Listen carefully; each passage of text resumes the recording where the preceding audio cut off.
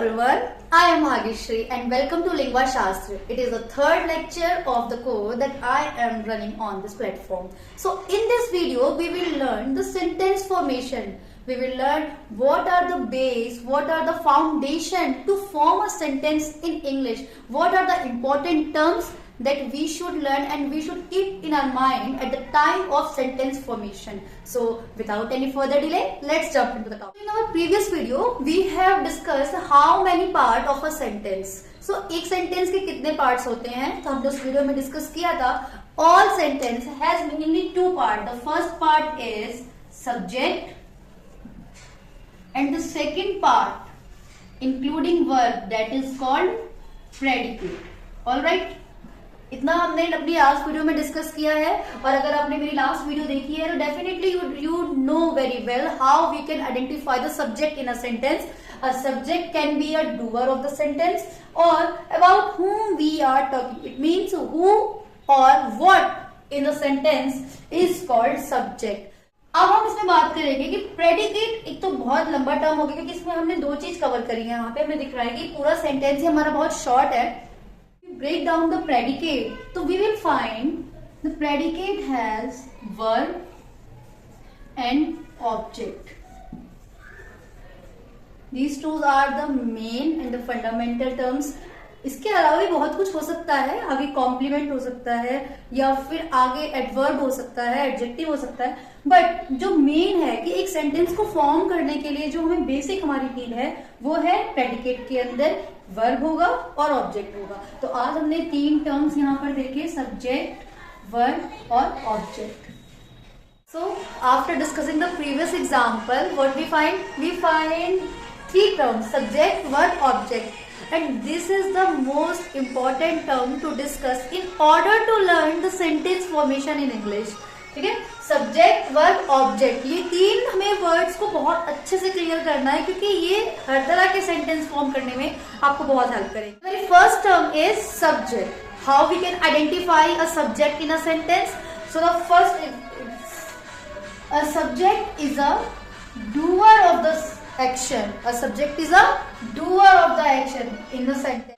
एक सेंटेंस में वर्ब का होना मैंडेटरी है. वर्ब जरूर है कि वहां पे कोई ना कोई एक्शन हो रहा होगा या कोई ना कोई उसमें वर्ब होगी. तो जो भी वर्ब को करने वाला है उसको हम सब्जेक्ट कंसीडर करेंगे. For example, so in this sentence Siya plays football. Who is the doer of action? तो firstly we need to find out which word is action here. तो प्ले, कौन खेल रहा है यहाँ पर? तो यहाँ पे कौन खेल रहा है? Siya. Siya is the doer in this sentence. So we will consider Siya as a doer and doer of the sentence is called subject. यहाँ पे जो ये सिया वर्ड है वो एक सब्जेक्ट है. Now come to the next example because it's not compulsory कि each and every sentence has an action. ऐसा जरूरी नहीं है कि हर सेंटेंस में कोई ना कोई काम हो रहा हो. ऐसे बहुत से एग्जाम्पल हैं जिसमें कोई एक्शन हो, ऐसा जरूरी नहीं है. मैंने कहा आई एम अ टीचर, मैं एक टीचर हूँ, तो इसमें तो कोई एक्शन नहीं हो रहा. ठीक है, Taj Mahal is a beautiful building. अब इसमें तो कोई एक्शन नहीं हो रहा, तो क्या ऐसे सेंटेंस में सब्जेक्ट नहीं है? नहीं है. उसके लिए हमें दूसरा वर्ड पिक करना पड़ेगा और वो वर्ड है यहाँ पर जिसके बारे में हम बात कर रहे हैं. तो इसके एक एग्जाम्पल लेते हैं. एग्जाम्पल नंबर 1 था और एग्जाम्पल नंबर 2 लेते हैं. Suppose as I said clear, I am a teacher. अब इसकी एग्जाम्पल की देखिए तो हमने कहा था कि क्या काम हो रहा है और काम करने वाले को हमने कह दिया था सब्जेक्ट. बट यहाँ तो कोई भी एक्शन परफॉर्म नहीं हो रहा. तो इस कंडीशन में हमको क्वेश्चनिंग करनी है. I am talking about what, यानी इस सेंटेंस के अंदर हम किसके बारे में बात कर रहे हैं. तो I am talking about me, मैं अपने बारे में बात कर रही हूँ. तो यहाँ पर ये सेंटेंस आई वर्ब जो है ये हमारा हो गया सब्जेक्ट. क्लियर. तो the first way to find out in the sentence कि which word is doer here and the second word is about whom we are talking. About whom we are talking. whom यहाँ पर आप what भी consider कर सकते हैं क्योंकि whom का यूज हमेशा हम किसी लिविंग थिंग के लिए करते हैं और व्हाट का यूज यहाँ पे हम नॉन लिविंग के लिए कर रहे हैं। तो हम किसके बारे में बात कर रहे हैं? That word is considered as a subject, और या फिर सेंटेंस में एक्शन कौन परफॉर्म कर रहा है? That word is called subject of the sentence. I hope you got clear about it, right? Now second term is verb. So in general term we definitely know about it कि verb means क्या? क्रिया, और क्रिया means कोई भी कार्य का होना, ठीक है? जैसे मैं अभी क्या कर रही हूँ, what I am doing, तो मैं आपको भी वीडियो रिकॉर्ड कर रही हूँ, तो वीडियो रिकॉर्ड करना, रिकॉर्डिंग करना, इट्स ऑल्सो अ वर्ब। तो यहाँ पर लेकिन जो वर्ब है, अब हम उन्हीं दो एग्जाम्पल के थ्रू समझेंगे कि वर्ब किस किस फॉर्म में हम यहाँ पे यूज कर सकते हैं, क्योंकि वर्ब की अपने आप में बहुत ही एक डीप और बहुत ही वास्ट टॉपिक है। इसकी बहुत सारी टाइप्स होते हैं वर्ब के, तो हम उतना डीप में नहीं जाएंगे, बट हम बेसिक समझेंगे कि किस टाइप के वर्ब को इसमें हमने यूज किया है, ठीक है? तो पहला एग्जांपल है, हमने बोला था सिया प्लेज फुटबॉल। तो अभी हमने डिस्कस किया कि the performer, the doer of the action is called subject. तो ऑब्वियसली बात है, सब्जेक्ट फाइंड आउट करने से पहले ही हमने क्या फाइंड आउट किया? एक्शन को ही फाइंड आउट किया। तो इस सेंटेंस में कौन सा वर्ड हमारा यहाँ पे वर्ब है? तो द आंसर इज प्ले। अब हमें क्वेश्चन करना है कि what does Siya do? Siya क्या कर रही है? तो आंसर मिलता है सिया प्लेज। तो सिया खेल रही है, इसलिए हम इस वर्ड को बोलेंगे वर्ब। क्लियर? कि whatever the doer doing, that word is called verb in the sentence. तो यहाँ पर ये एक एक्शन है और इसको हमने क्या कंसीडर किया? एक वर्ब कंसीडर किया। नाउ सेकेंड एग्जांपल में क्या था, क्योंकि उसमें तो कोई एक्शन परफॉर्म हो नहीं रहा था, तो आओ देखते हैं कि इसमें क्या होगा। Number 2, a teacher. तो in this sentence there is no action word, but we definitely know this word is subject. And यहाँ पर जो वर्ड है एम, हम पढ़ेंगे is, am, are, was, were, will, shall, ये सभी क्या है? वर्ब के टाइप है, हैज, हैव, हैड। तो यहाँ पर ये जो एम वर्ड है, ये क्या है? ये एक वर्ब है। क्यों? क्योंकि ये किसी चीज की एग्जिस्ट को, किसी चीज की प्रेजेंस को शो कर रहा है। ओके, तो यहाँ पर हमारा ये वर्ब है और यहाँ पर हमारा प्ले वर्ब है। तो हो सकता है कुछ वर्ब ऐसे होते हैं जो एक्शन शो करते हैं, और कुछ वर्ब्स ऐसे होते हैं जो किसी चीज की एग्जिस्टेंस को शो करते हैं। तो ये these are the two types of verb that we can easily find out. Okay, now it's time to understand the most confusing term object. Definitely students के लिए ये टर्म बहुत ही कंफ्यूजिंग रहता है। अक्सर बच्चे को लगता है कि हमने सब्जेक्ट फाइंड आउट कर लिया, वर्ब, क्योंकि वर्ब लिमिटेड है तो वो हमें इजीली, अगर वो एक्शन है तो वो इजीली कैच कर लेंगे। और अगर रही बात सेकंड टाइप के वर्ब की जो हमने बात करी, इज, एम, आर, वो लिमिटेड है, तो उनको लर्न करने से सब्जेक्ट और वर्ब तो क्लियर हो जाता है। बट ऑब्जेक्ट को बच्चों को लगता है कि subject, verb, the remaining part of the sentence is object, but ऐसा है नहीं। तो ध्यान से देखना है हमें और समझना है अच्छे से कि व्हाट इज ऑब्जेक्ट। ओके, मैं आपको एग्जांपल देती हूँ। So without any further delay, let's start it. Example. Plays football. Okay, what did I say? Sia plays football. तो अभी तक हम डिस्कस कर चुके हैं। The doer of the action is called subject. Whatever the subject doing, that word is called verb. अब आप कहेंगे कि मैम ये तो ऑब्वियस है, 3 वर्ड का सेंटेंस था, 2 वर्ड आपने लिख ही दिया, तो जो थर्ड वर्ड होगा वही तो ऑब्जेक्ट होगा। ओके, हम मान लेते हैं कि ये ऑब्जेक्ट है, तो यहाँ पे तो कुछ समझाने जैसा रहा नहीं। और अब मैं आपको देती हूँ दूसरा एग्जाम्पल और देखते हैं कि क्या हम उसमें भी ये बात क्लेम कर सकते हैं। Suppose if I write to market, अब इसमें again how we can identify the subject? The doer of the action is called subject. तो यहाँ पे एक्शन हो गया going, जाना, और जा कौन रहा है? मैं। तो यहाँ पर मैं हो गई सब्जेक्ट। ओके, जो भी एक्शन हो रहा है वो हो गया वर्ब। अब इसके लॉजिक के अकॉर्डिंग अगर हम कहें the remaining part of sentence is called object, तो क्या हम ये मान लें कि ये वर्ड ऑब्जेक्ट है? So answer is big no, it's not an object. क्योंकि इसके पीछे भी एक लॉजिक है, कुछ रूल है जो हमें ध्यान रखना होता है। तो अब हम समझते हैं उस रूल को कि कैसे हम इस वर्ड को क्लेम कर रहे हैं कि ये ऑब्जेक्ट है और इस वर्ड को हम क्लेम कर रहे हैं कि ये ऑब्जेक्ट नहीं है। तो the logic is, the rule is, the concept behind it, we need to ask 2 questions from verb. हमें क्वेश्चन करना है वर्ब से। The first question is what? Try to find out the answer of this question from this sentence.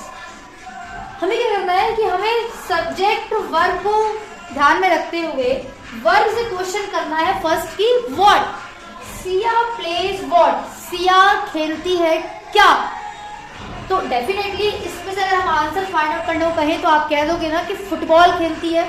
तो यहाँ पर हमें इसका answer मिल गया फुटबॉल, हमें फुटबॉल आंसर मिल रहा है, तो इसलिए हम यहाँ पे कह सकते हैं कि ये वर्ड हमारा ऑब्जेक्ट है। लेकिन अगर हम इसमें क्वेश्चन करें आई एम गोइंग व्हाट? मैं जा रही हूं क्या? तो मैं जा रही हूं क्या, फर्स्टली ये तो कोई एक लॉजिकल क्वेश्चन हुआ नहीं। और अगर क्वेश्चन हम मान मिले तो क्या इसका आंसर हमें कहीं से सेंटेंस में मिल रहा है मैं जा रही हूँ क्या, तो ये क्वेश्चन ही वैलिड नहीं है, तो आंसर मिलने का सवाल नहीं। तो क्वेश्चन का नहीं मिला, इस वजह से ये जो वर्ड है ये ऑब्जेक्ट नहीं है। तो the first way to find out object in a sentence, we need to ask question to the verb what? The subject performing an action, what kind of action the subject is performing, okay, and then whatever we get answer, that word is considered as a object of the sentence. Clear? Now let's learn the second way. The second way is, suppose if I write again here example, I gave a gift to him. I gave a gift to him. Okay, sentence काफी ठीक ठाक पढ़ा है, हम इसमें easily find out कर लेंगे। So firstly find out the subject in the sentence. तो I gave a gift to him, मैंने उसे एक गिफ्ट दिया। तो मैंने उसे एक गिफ्ट दिया तो काम हुआ देने का, और देने का काम किसने किया है? आई। सो आई हेयर सब्जेक्ट, क्या हुआ है? देने का काम हुआ है, तो गेव इज वर्ब। अब now we need to ask the first question what? I gave what? मैंने दिया क्या दिया मैंने? The answer is gift, answer मिला हमें gift. So the gift word is here object. Clear? तो कहोगे मैम ये तो भी हमने प्रीवियस एग्जांपल में डिस्कस कर लिया व्हाट का। What is the another way to identify the object? So the second way to identify, we need to ask the question whom? I gave whom? मैंने दिया किसको? मैंने किसको दिया? To whom did I give it? मैंने ये किसे दिया है? So the answer is him। हमें आंसर मिलता है कि यहाँ पर हमने उसे दिया है। तो इसका सेकंड वे है कि इसी सेंटेंस में हमें अपना सेकंड ऑब्जेक्ट भी मिल गया। और यही 2 तरीके हैं ऑब्जेक्ट को फाइंड आउट करने के। अगर इन दोनों के अलावा कोई और लॉजिक आप लगा रहे हैं, इम्प्लीमेंट कर रहे हैं ऑब्जेक्ट फाइंड आउट करने के, तो डेफिनेटली आप गलती कर रहे हैं, और उस तरह से जो भी आपको आंसर मिला है ऑब्जेक्ट का, वो ऑब्जेक्ट नहीं होगा। ठीक है? तो अगर हमें केवल 2 ही मेथड है हमारे ऑब्जेक्ट को फाइंड आउट करने के। Firstly we need to ask the question what? I gave what? तो व्हाट में आंसर जो मिला वो हमारा ऑब्जेक्ट है। The second is I gave whom? मैंने दिया किसको? तो मैंने दिया उसे यहाँ पर। तो यहाँ पर जो ये वर्ड मिला है him, ये हमारा ऑब्जेक्ट है। तो हमें यही 2 क्वेश्चन पुटअप करने हैं, इनके अलावा हमें और कोई दूसरा क्वेश्चन पुटअप नहीं करना। अब हमें कंफ्यूज नहीं होना है बिल्कुल भी, केवल ये 2 वर्ड हमें अच्छे से लर्न कर लेना है, व्हाट और whom, to find out an object in a sentence. Okay, so these are some sentences to practice. So let's start. I am solving for you so that you will be clear about this topic. Okay, the first word is Ruby loves pancake. So firstly, the first term is we need to find out is subject. So who loves pancake? The answer is Ruby. So answer of who, it's called subject. The doer of the action is called subject. इनका action verb verb and what she likes, उनको क्या पसंद है, Ruby को क्या पसंद है, so the answer is pancake. तो pancake is object, because what did I said, how we can find out the object in the sentence, we need to ask a question what. So Ruby loves what, Ruby को पसंद है क्या, so answer is pancake। तो यहाँ पर हमारा answer हो गया pancake। Next is she visits her parents on Sunday, वो अपने पेरेंट्स को विजिट करती है संडे में। So first question is who visits, कौन करता है visit, answer is she is subject here। What does she do, क्या करती है वो, she visits, so it's an action। And now it's time to find out the object in this sentence। So ask a question to the verb, she visits what, she visits what, वो visit करती है क्या, so it's not a valid question। she visits whom, वो visit करती है किसको, हमने बात करी थी ना ऑब्जेक्ट पढ़ते वक्त कि हमें व्हाट और whom को ही क्वेश्चन करना है, इसके अलावा और कोई तीसरा क्वेश्चन नहीं करना। So the next question is she visits whom, वो किसको विजिट करती हैं, सो the answer is her parents. तो यहाँ पर हमारा जो ये वर्ब है, ये ऑब्जेक्ट है, वो है her parents. On Sunday it's not a object और a part of object. Okay, now the third question is the key is in the drawer, the key is in the drawer. In this question there is no action word, जैसा कि हमने discuss किया था, subject जरूरी नहीं है कि जो एक्शन परफॉर्म कर ही रहा हो।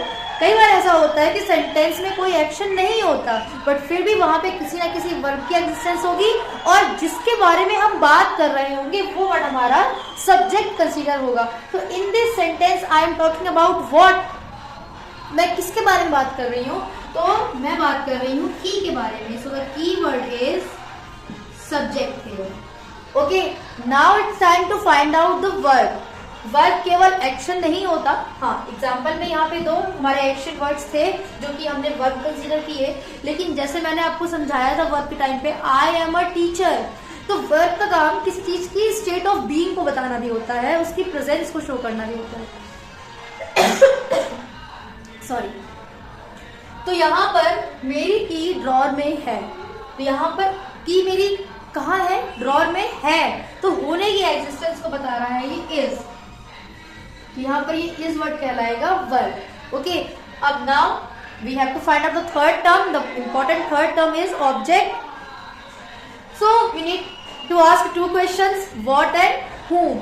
तो the key is what, the key is what, key चाबी है क्या, कोई आंसर नहीं मिल रहा, ये क्वेश्चन वैलिड नहीं है। Second, the key is whom, चाबी है किसको, again it's not a valid question, that's why we are not able to find out the object in this sentence. So the answer is there is no object in this sentence. ऐसा मैंने बोला था, ऐसा compulsory बिल्कुल नहीं है कि subject object होंगे, लेकिन हाँ वर्ब के साथ, वर्ब होना मैंडेटरी है और वर्ब के साथ या तो सब्जेक्ट या फिर ऑब्जेक्ट का होना जरूरी है। तो यहाँ पे इस सेंटेंस में केवल सब्जेक्ट है और वर्ब है, यहाँ ऑब्जेक्ट की प्रेजेंस नहीं है, क्योंकि हमने दो क्वेश्चन पुट अप किए, व्हाट और whom, और दोनों का ही आंसर हमें नहीं मिला है। Third question is Maria has lost her money, Maria ने अपने पैसे खो दिए हैं। So who has lost his money, her money, so the answer is Maria. Maria ने अपने पैसे खो दिए हैं, हमें हु का आंसर इजीली मिल गया। Now the second question is what kind of action has been performed here by Maria, Maria के द्वारा क्या हुआ है यहाँ पर, तो पैसे खोने का काम हुआ है, खोना एक वर्ब है, तो यहाँ पर ये जो पार्ट है ये हमारा वर्ब कंसीडर किया जाएगा। अब आपका क्वेश्चन होगा डेफिनेटली कि मैम यहाँ पर दो वर्ब है क्या, तो एक्शन वर्ड इसमें लॉस्ट है, खोना, और ये हमारी हेल्पिंग वर्ब है। हम अपनी आगे की सीरीज में, आगे की वीडियो में डिस्कस करेंगे कि हेल्पिंग वर्ब मेन वर्ब में क्या डिफरेंस है और ये क्या होते हैं, बट अभी के लिए हम इसे मान लेते हैं कि खोना एक काम है, तो हमने इसको वर्ब मान लिया। अब again we need to find out object here, subject verb, and need we have to ask two questions, what और whom। तो Maria has lost, Maria has lost what, Maria ने खोया है क्या, तो सिंपल है, हमें आंसर मिल गया कि मारिया ने खोए हैं अपने पैसे। तो यहाँ पर ये वर्ड हमारा कंसीडर किया जाएगा object. So it is the practice set for you मैंने आपके लिए सॉल्व कर दिया है। और अब मैं लास्ट में वीडियो के एंड में स्क्रीन पे 2-3 क्वेश्चंस आपके लिए भी छोड़ जाऊंगी और आपको उसे सॉल्व करके कमेंट में करना है कि आपने क्या सीखा, क्योंकि just listening to someone it's not enough.